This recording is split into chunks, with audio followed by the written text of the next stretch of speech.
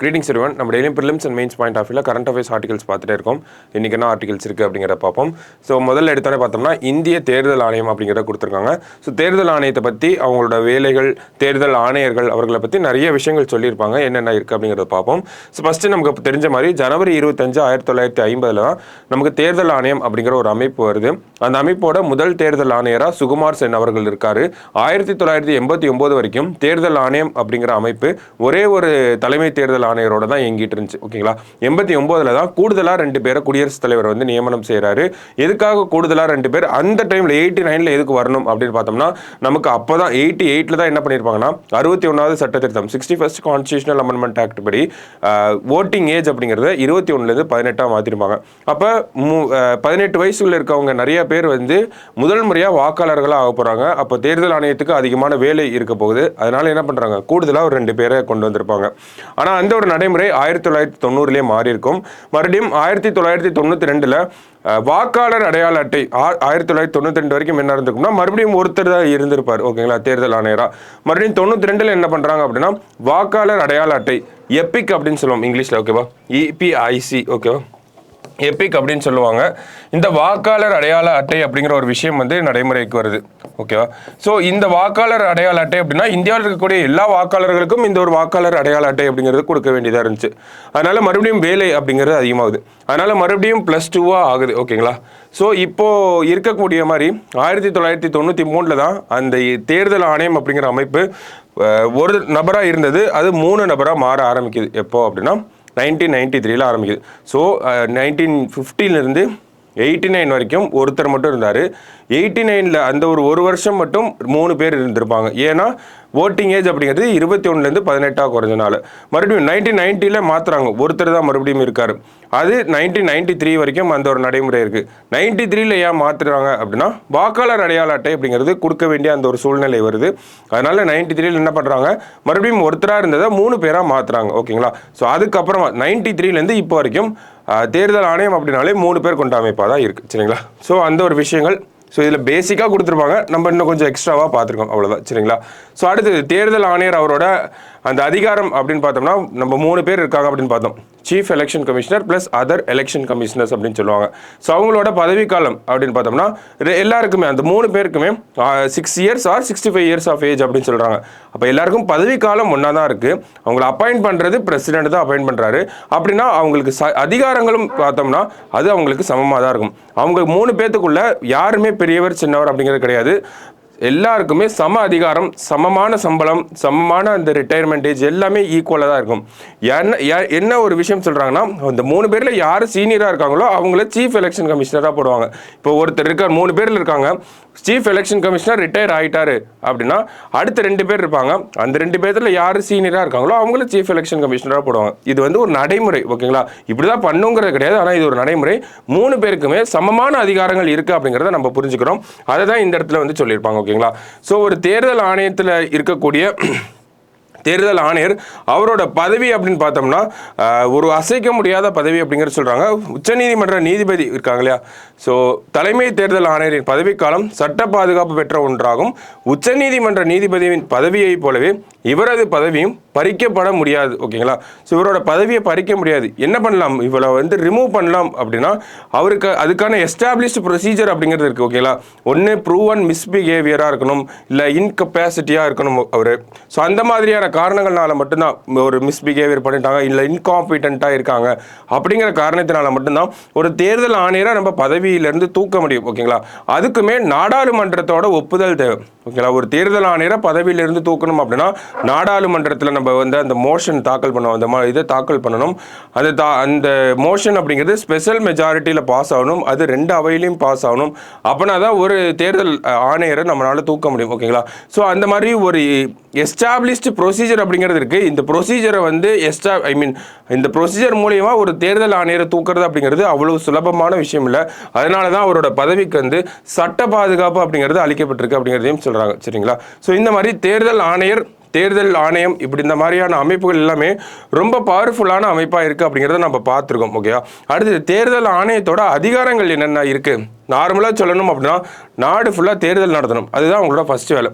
யாருக்கெல்லாம் தேர்தல் நடத்துகிறாங்க, குடியரசுத் தலைவர், துணை குடியரசுத் தலைவர், மக்களவைக்கான தேர்தல், மாநிலங்களவைக்கான தேர்தல், ஒவ்வொரு மாநிலத்தில் இருக்கக்கூடிய சட்டமன்றத்துக்கான தேர்தல் இதெல்லாமே யார் தான் நடத்துகிறாங்க அப்படின்னா நமக்கு இந்த தேர்தல் ஆணையம் அப்படிங்கிற அமைப்பு தான். ஸோ அந்த தேர்தலில் நடத்துறதுக்கு என்னெல்லாம் தேவை, நமக்கு வாக்குச்சாவடிகள் தேவை, வாக்குச்சீட்டுகள் தேவை, வாக்காளர்கள் தேவை, அந்த எலக்டோரல் ரோல்ஸை ஃபஸ்ட்டு ப்ரிப்பேர் பண்ணணும். யாரெல்லாம் வாக்களிக்க போகிறாங்க, புதுசாக வரக்கூடிய வாக்காளர்களை உள்ளே சேர்த்துவாங்க, நமக்கு நாமினேஷன் ஃபைல் பண்ணுறதுலேருந்து எல்லா வேலைகளுமே இந்த தேர்தல் ஆணையத்தோட அதிகாரங்களுக்கு கீழே வரும். ஓகேங்களா, அவங்க தான் எல்லா வேலையும் பண்ணுவாங்க. ஓகேவா, ஸோ அதெல்லாம் தான் அவங்க என்னென்ன வேலைகளை பண்ணுறாங்க, ஒரு கட்சியை அங்கீகரிக்கிறதுலேருந்து ஒரு கட்சி தேசிய கட்சி, ஒரு கட்சி மாநில கட்சி அப்படிங்கிறத சொல்கிற வரைக்கும் எல்லா விதமான அதிகாரங்களும் தேர்தல் ஆணையத்துக்கிட்ட தான் இருக்கும்.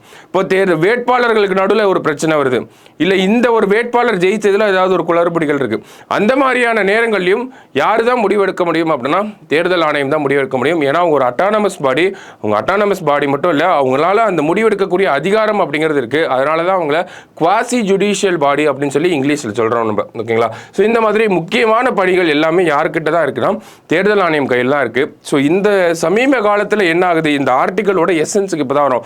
எதுக்காக இவ்வளோ விஷயங்கள் தேர்தல் ஆணையர்களை பற்றியும் தேர்தல் ஆணையத்தோட அதிகாரங்களை பற்றியும் எதுக்காக இவ்வளோ பார்க்குறோம் அப்படின்னா அதில் இருக்கக்கூடிய போதாமைகள் அப்படிங்கிறது தான். அதில் சில குறைகள் அப்படிங்கிறது இருக்குது. தேர்தல் ஆணையர் அப்படிங்கிறத அந்த ஒரு நபரை குடியரசுத் தலைவர் வந்து தான் நியமனம் பண்ணுறாரு. குடியரசுத் தலைவருக்கு யார் சொல்கிறாங்கன்னா மத்திய கேபினெட் வந்து சொல்லுது. இதுக்கு முன்னாடி இருந்த நடைமுறை. ஓகேங்களா, ஸோ இதனால் என்ன பண்ணுறாங்க அப்படின்னா அரசாங்கத்தோட குறுக்கீடு, அரசியல் கட்சிகளோட குறுக்கீடு இல்லாமல் ஒரு தேர்தல் ஆணையர்னால வேலை செய்ய முடியாது அப்படிங்கிறத ஒரு எக்ஸாம்பிளோட இந்த இடத்துல சொல்லியிருப்பாங்க. ஓகேங்களா, இப்போ சமீபத்தில் அருண் கோயல் அப்படிங்கிறவர் ரிசைன் பண்ணியிருப்பார். ஓகேங்களா, ஸோ அவர் இதுக்கு முன்னாடி வேற ஒரு பொசிஷனில் இருந்திருப்பார். ஓகேவா, அது என்ன பொசிஷனில் இருந்திருப்பார் அப்படின்னு பார்த்தோம்னா மத்திய கனரக தொழில் அமைச்சகத்தோட செயலாளராக இருந்திருப்பார். என்ன பண்ணியிருப்பார் அப்படின்னா வாலண்டரி ரிட்டையர்மெண்ட் வாங்கியிருப்பார். வாலண்டரி ரிட்டையர்மெண்ட் வாங்கின அடுத்த நாளே என்ன பண்ணுறாங்க, குடியரசுத் தலைவர் வந்து இவரை தேர்தல் ஆணையராக அப்பாயின்ட் பண்ணுறாங்க. ஓகேங்களா, ஸோ இந்த மாதிரி அரசாங்கத்தோட அந்த அரசியல் கட்சிகளோட தலையீடு அப்படிங்கிறத இந்த மாதிரி தான் சொல்ல வராங்க. ஓகேவா, ஸோ இதனால் என்ன ஆகுது அப்படின்னா பல பேர் வழக்கு போடுறாங்க. அந்த வழக்கோட தீர்ப்பு அப்படிங்கிறது மார்ச் மாதம் வருது. அந்த தீர்ப்பில் உச்சநீதிமன்றம் என்ன சொல்கிறாங்கன்னா ஒரு தேர்தல் ஆணையரை தேர்ந்தெடுக்கணும்னா அந்த அதுக்குன்னு ஒரு தேர்வு குழுவை கொண்டு வரணும். அந்த தேர்வு குழுவில் பிரதமர் ஒரு உறுப்பினராக இருக்கணும், எதிர்க்கட்சி தலைவர் ஒரு உறுப்பினராக இருக்கணும், லோக்சபாவோட எதிர்க்கட்சி தலைவர் ஒரு உறுப்பினராக இருக்கணும், கடைசியாக உச்ச நீதிமன்றத்தோட நீதிபதி, ஒன்று தலைமை நீதிபதி இல்லை நாங்கள் சொல்கிற ஒரு நீதிபதி, அவங்க வந்து ஒரு மெம்பராக இருக்கணும் அப்படிங்கிறத சொல்கிறாங்க. ஸோ இதை அரசாங்கம் என்ன பண்ணுறாங்க அப்படின்னா மறுபடியும் ஒரு சட்டம் கொண்டு வராங்க. ஓகேங்களா, அந்த சட்டத்தில் என்ன கொண்டு வராங்கன்னா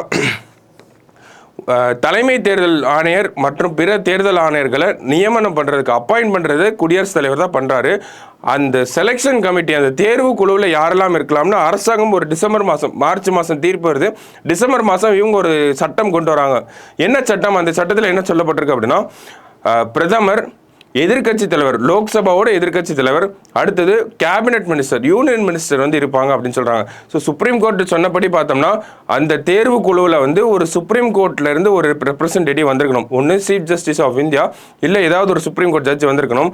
ஆனால் அரசாங்கம் சட்டத்தை ஏற்றப்போ சுப்ரீம் கோர்ட்டோட ரெப்ரசன்டேட்டிவ் பதிலாக யாரை கொண்டு வராங்க அப்படின்னா யூனியன் மினிஸ்டர் அப்படிங்கிறத கொண்டு வராங்க. மறுபடியும் அந்த யூனியன் மினிஸ்டர் அப்படிங்கிறது பிரதமர் சொல்லக்கூடிய ஆளாக இருப்பார் அப்படின்னு சொல்கிறாங்க. அப்போ மறுபடியும் இந்த இடத்துல அரசியல் கட்சிகளோட தாக்கம் அப்படிங்கிறது இருந்துகிட்டே தான் இருக்கும் இந்த தேர்தல் ஆணையம், தேர்தல் ஆணையர்கள் மேலே அப்படிங்கிறத சொல்லியிருப்பாங்க. ஸோ அந்த ஒரு பாயிண்ட் ஆஃப் வியூவில் தான் இந்த ஒரு ஆர்டிக்கலை எழுதியிருப்பாங்க. சரிங்களா, ஸோ மொத்தமாக தேர்தல் ஆணையர் அவங்களோட அதிகாரங்கள், அவங்களோட பவர்ஸ் எல்லாமே இந்த இடத்துல கொடுத்துருப்பாங்க. ஸோ ஒன்று ஃபுல்லாக ஒரு டைம் ரீட் பண்ணி பார்த்துக்கோங்க. சரியா, ஸோ அடுத்தது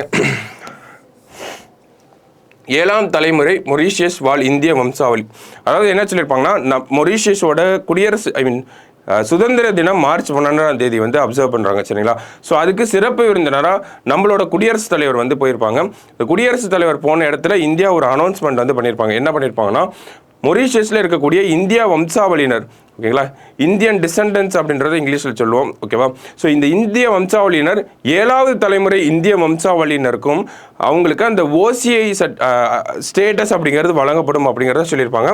மொத்த செய்தியுமே அது மட்டும்தான். சரிங்களா, 7ஆம் தலைமுறை இந்திய வம்சாவளி மொரீஷியஸ் நாட்டவர்களுக்கும் வெளிநாட்டு குடியுரிமை பெற்ற இந்திய வம்சாவளியினர் அங்கீகாரம் அளிப்பதற்கான சிறப்பு பரிந்துரைக்கு இந்தியா ஒப்புதல் அளித்துள்ளது. ஓகேவா, ஸோ ஸ்பெஷல் ப்ரொவிஷன் ஒன்று கொண்டு வராங்க. ஏழாவது தலைமுறையாக இந்திய வம்சாவளியை சேர்ந்த ஏதாவது ஒருத்தர் வந்து மொரீஷியஸில் இருந்தாலும் அவங்க அப்ளை பண்ணாங்க அப்படின்னா அவங்களுக்கும் ஓசிஐ ஸ்டேட்டஸ் அப்படிங்கிறது கிடைக்கும்.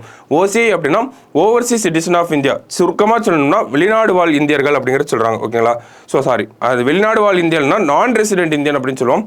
ஓசிஐ அப்படின்னா வெளிநாட்டு குடியுரிமை பெற்ற இந்திய வம்சாவளியினர் அப்படிங்கிறது சொல்கிறாங்க. ஓவர்சீஸ் சிட்டிசன் ஆஃப் இந்தியா அப்படின்னா வெளிநாட்டு குடியுரிமை பெற்ற இந்திய வம்சாவளியினர் அப்படிங்கிற அந்த ஒரு ஸ்டேட்டஸ் கிடைக்கும். அதுக்கான ஸ்பெஷல் ப்ரொவிஷன் அப்படிங்கிறதுக்கு இந்தியா ஒப்புதல் தெரிவிச்சிருக்கு. அந்த ஒரு செய்தி தான் கொடுக்குறோம். எக்ஸாம் பாயிண்ட் ஆஃப் வியூவில் இந்த 7ஆம் தலைமுறைக்கும் இந்த ஓசிஐ ஸ்டேட்டஸ் யார் எந்த கண்ட்ரியை சேர்ந்தவங்களுக்கு கிடைக்கும் அப்படின்னு கேட்டால் உங்கள் மொரீஷியஸ் அப்படிங்கிறது தெரிஞ்சால் போதும். சரிங்களா? பெருசாக வேறு எதுவும் அதில் இல்லை. ஸோ இதில் என்ன அப்படின்னு பார்த்தோம்னா மாநில திட்டக்குழு, ஓகேங்களா, ஸ்டேட் பிளானிங் கமிஷன் வந்து ஒரு ரிப்போர்ட்டை நம்ம சீஃப் மினிஸ்டர் கிட்ட சப்மிட் பண்ணியிருப்பாங்க. ஸோ அதை சார்ந்த சில விஷயங்கள் தான் இந்த இடத்துல நம்ம பார்க்க போகிறோம். ஸோ ஜஸ்ட் ரெக்கமெண்டேஷன்ஸை மட்டும் தான் பார்க்க போகிறோம். ஸோ என்ன ஏது அப்படிங்கிறத மட்டும் தெரிஞ்சுக்கிட்டா போதும். ஸ்டேட் பிளானிங் கமிஷன் அதோட சேர்பர்சனாக யார் இருப்பார்னா நம்ம சீஃப் மினிஸ்டர் தான் இருப்பாங்க. வைஸ் சேர்பர்சன் யார் அப்படின்னு பார்த்தோம்னா ஜெயரஞ்சன் அப்படிங்கிற அவர் வந்து இருக்கார். சரிங்களா? ஸோ ஜெயரஞ்சன் அவர்கள் தான் வந்து வைஸ் சேர்பர்சன். அவர் தான் வந்து இந்த ஒரு ரிப்போர்ட்டையும் கொடுத்துருப்பாரு. பல திட்டங்கள் இருக்கு இல்லையா, தமிழக அரசாங்கத்தோட பல திட்டங்கள், உதாரணத்துக்கு காலை உணவு திட்டம், இல்லம் தேடி கல்வி, மக்களை தேடி மருத்துவம், இந்த மாதிரியான திட்டங்கள், அந்த திட்டங்கள் மக்களுக்கு என்ன மாதிரியான வகையில் பயனளிச்சிருக்கு, அந்த திட்டத்தில் இருக்கக்கூடிய குறைகள் என்ன, அதில் என்னெல்லாம் நம்ம திருத்திக்கலாம், அந்த மாதிரியான விஷயங்களை சர்வே பண்ணி எடுத்திருப்பாங்க. ஸோ அதை சார்ந்த முடிவுகளும் இந்த ரிப்போர்ட்டில் இருக்கும் அப்படிங்கிறத முதல் பேராகிராஃபில் நமக்கு சொல்லியிருப்பாங்க. ஓகேவா? அடுத்தது என்ன சொல்லியிருப்பாங்க அப்படின்னா அந்த மக்களை தேடி மருத்துவம், அந்த மாதிரியான விஷயங்கள்லாம் இதில் இன்க்ளூட் ஆயிருக்கு அப்படிங்கிறதா சொல்லியிருக்காங்க. அடுத்தது நகர்ப்புற மக்களுக்கு முன்னுரிமை, அதாவது கிராமப்புற மக்களுக்கு வந்து என்ன சொல்கிறோம், நமக்கு வந்து ஒரு ரூரல் எம்ப்ளாய்மெண்ட் ஸ்கீம் அப்படிங்கிறது இருக்குது, கிராமப்புற வேலைவாய்ப்பு திட்டம் அப்படிங்கிறது இருக்குது. அதே மாதிரி நகர்ப்புற வேலைவாய்ப்பு திட்டம், அதுக்கு வேண்டிய விஷயங்களை நம்ம பண்ணணும் அப்படிங்கிறத சொல்லியிருக்காங்க. ஸோ ஒரு அர்பன் எம்ப்ளாய்மெண்ட் ஸ்கீம் அப்படிங்கிறத பற்றி பேசியிருக்காங்க. இந்த இடத்துல ஒரு ரெக்கமெண்டேஷனாக இருக்குது. அடுத்தது பார்த்தோம்னா பழங்குடியின கிராமங்களில் அரசாங்கத்தோட திட்டங்கள் செயல்பாட்டில் இருக்கா இல்லையா அப்படிங்கிறத டெஸ்ட் பண்ணுற இங்கே இருக்கக்கூடிய பழங்குடியின கிராமங்களுக்கு போய் அரசாங்கத்தோட திட்டங்கள் நடைமுறையில் இருக்கா இல்லையா அப்படிங்கிறத பார்த்துட்டு வந்திருக்காங்க. அடுத்தது தமிழக பல்கலைக்கழகங்கள் மற்றும் இந்த கல்லூரிகளில் வந்து கொஸ்டின் பேப்பரோட ஸ்டாண்டர்ட் எப்படி இருக்குது அப்படிங்கிறத ஆய்வு பண்ணியிருக்காங்க. ஸோ அந்த ஒரு விஷயத்தை இந்த இடத்துல கொடுத்துருக்காங்க. ஸோ கொஸ்டின் பேப்பரோட ஸ்டாண்டர்டை வச்சு மாணவர்களால் எவ்வளோ எக்ஸ்பிரஸ் பண்ண முடியுது அப்படிங்கிறத பார்த்துருக்காங்க. ஓகேவா? அடுத்தது தெர்மல் சார்ந்த விஷயங்கள், ஹீட்டை வந்து கம்மி பண்ணுறதுக்கு, வெப்பத்தை தணிக்க என்ன மாதிரியான உக்திகள் பயன்படுத்த வேண்டும். ஸோ அதை வந்து இங்கே ரெக்கமெண்டேஷனாக கொடுத்துருக்காங்க. முக்கியமான ரெக்கமெண்டேஷனாக இந்த சீமை கருவேல மரங்கள், அதனுடைய மேலாண்மை அது எப்படி இந்தியாவில் தமிழ்நாட்டிலேருந்து வெளியே டெஸ்ட்ராய் பண்ணணும், அதுக்கான தனியாக ஹைகோர்ட் ஆர்டர்லாம் கூட இருக்குது. சீமை கருவேல மரங்களை தமிழ்நாட்டிலேருந்து மொத்தமாக அழிச்சாகணும் அப்படின்னு சொல்லிட்டு. ஏன்னா it is a invasive species. ஓகேங்களா? அது இந்தியாவுக்கு தமிழ்நாட்டுக்கு நேட்டிவ் ஸ்பீசிஸ் கிடையாது, ஆப்பிரிக்காலேருந்து கொண்டு வரப்பட்டது. இந்தியாவில் இருக்கக்கூடிய இந்த விறகு தேவை அப்படிங்கிற பூர்த்தி பண்றதுக்காக தான் பிரிட்டிஷ் காலகட்டத்தில் இந்த சீமை கருவேல மரங்கள்லாம் வந்திருக்கும். சரிங்களா? ஸோ அதனுடைய தாக்கம், அந்த மாதிரியான விஷயங்களை பற்றி இந்த இடத்துல பேசியிருப்பாங்க. ஓகேவா? ஸோ அதை சார்ந்த ரிப்போர்ட் அப்படிங்கிறதும் நமக்கு கொடுத்துருக்காங்க. அடுத்தது பார்த்தோம்னா கடற்பாசி விவசாயம். தமிழகத்தில் இந்த கடற்பாசி விவசாயத்தை டெவலப் பண்ணுறதுக்கான விஷயங்கள், அதே மாதிரி கடலோர பெண்களோட வாழ்வாதார மேம்பாடு, இதை பற்றின விஷயங்கள், இதை பற்றின ஒரு ரெக்கமெண்டேஷன் அப்படிங்கிறதெல்லாம் கொடுத்துருக்கோம் அப்படிங்கிறத சொல்லியிருக்காங்க. ஸோ மேலோட்டமாக பார்த்தோம்னா நிறைய விஷயங்கள் திங்ஸை வந்து ஸ்டடி பண்ணியிருக்காங்க. அதை பேஸ் பண்ணி ரிப்போர்ட் அப்படிங்கிறத ஒன்று சப்மிட் பண்ணியிருக்காங்க. அந்த ரிப்போர்ட்டை பேஸ் பண்ணி கவர்மெண்ட் என்ன பண்ண போகிறாங்கன்னா அவங்க ஆல்ரெடி எக்ஸிஸ்டிங்காக இருக்கக்கூடிய ஸ்கீம்ஸில் சில மாடிஃபிகேஷனை பண்ண போகிறாங்க. அவ்வளோதான். ஓகேவா? ஸோ இதெல்லாம் தான் இந்த இடத்துல கொடுத்துருக்காங்க. டோட்டலாக என்ன சொல்லியிருக்காங்கன்னா ஜஸ்ட் அன் ஓவர் வியூ தான். ஓகேவா? மொத்தமாக ஒரு நிறையா விஷயங்களை ஸ்டடி பண்ணி அதுக்கான ரிப்போர்ட் அப்படிங்கிறத நமக்கு கொடுத்துருக்காங்க. ஸோ என்னென்ன பண்ணியிருக்காங்க, அதுக்கு என்ன ரெக்கமெண்டேஷன் கொடுத்துருக்காங்க அப்படிங்கிறத மேலோட்டமாக பார்த்து வச்சுக்கிட்டாலே போதும். இப்போதைக்கு அவ்வளோ இம்பார்ட்டண்ட்டாக இந்த ஒரு விஷயம் அப்படிங்கிறது இருக்காது. ஏன்னா நமக்கு இந்த ரிப்போர்ட்டை அக்செப்ட் பண்ணிட்டாங்க, கவர்மெண்ட் ரெக்கமெண்டேஷனை அக்செப்ட்லாம் பண்ணிட்டாங்க அப்படின்னா அந்த ரெக்கமெண்டேஷனில் இருக்கக்கூடிய முக்கியமான விஷயங்கள்லாம் ஒவ்வொன்றா வெளியே வரும். ஓகேவா? ஸோ ஒவ்வொன்றா வெளியே வரப்போ அது தனித்தனியாக எடுத்து நமக்கு எக்ஸ்பிளைன் பண்ணுவாங்க. அப்போல்லாம் அது இன்னும் இம்பார்ட்டண்ட்டாக இருக்கும். சரிங்களா? இப்போ ஓவர் வியூ தான், ரிப்போர்ட்டை சப்மிட் பண்ணியிருக்காங்க, அவ்வளோதான். ஓகேங்களா? அந்த ரிப்போர்ட்டை யார் எடுத்தாங்கன்றது வேணால் கேட்கலாம். ஓகேவா? இந்த மாதிரி தமிழக அரசாங்கத்தோட செயல்பட்டு இருக்கக்கூடிய திட்டங்கள் மீதான ஒரு ஆய்வு வந்து எந்த ஒரு குழு எடுத்திருக்காங்க, அதுக்கு தனித்தனியாக ஜெயரஞ்சன் அவர்கள் தலைமையிலான குழு, இல்லை ஒரு கே சந்துரு அவர்கள் தலைமையிலான குழு, முருகேசன் அவர்கள் தலைமையில், இந்த மாதிரி அந்த நேம்ஸை வச்சு வேணால் மேபி கன்ஃபியூஸ் பண்ணலாம், மேபி ஒரு கொஸ்டின் வரலாம். பட் ஸ்டில் அந்த ரெக்கமெண்டேஷன்ஸை ஒரு தடவை பார்த்து வச்சுக்கிட்டா போதும். அந்த விஷயத்தை யார் பண்ணியிருக்காங்கன்னா ஸ்டேட் பிளானிங் கமிஷன், அந்த ஒரு விஷயத்த ஞாபகம் வச்சுக்கோங்க. ஓகேவா? கடைசியாக வடகிழக்கு மாநிலங்களில் பழங்குடியினர் பகுதிகளில் சிஏஏ வரம்புக்குள் வராது.